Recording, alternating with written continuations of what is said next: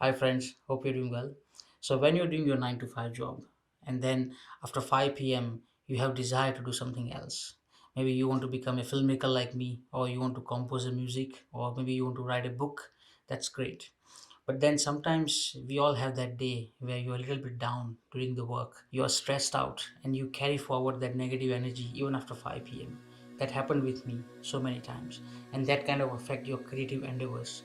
So one day when I was watching a Djokovic match, when he lost first two set, I thought he's gonna lose it.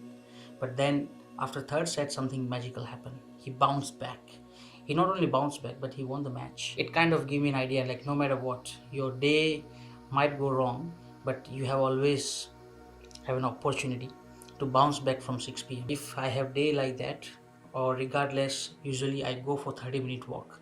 If it's a bad weather, I go for 30-minute drive. My day is already bad, but I don't want to make it worse. So from here I have 3 to 4 hours before I retire for the day.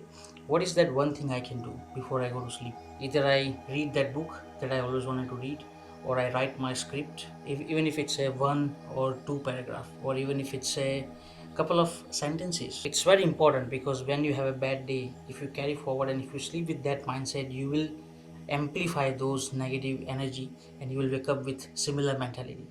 So this is quite a small idea but quite empowering for me. It's working for me and I hope it works in some of the activities you do. If you have similar kind of technique, what you do, how you regain your control after your work day, please share with the community. Thank you.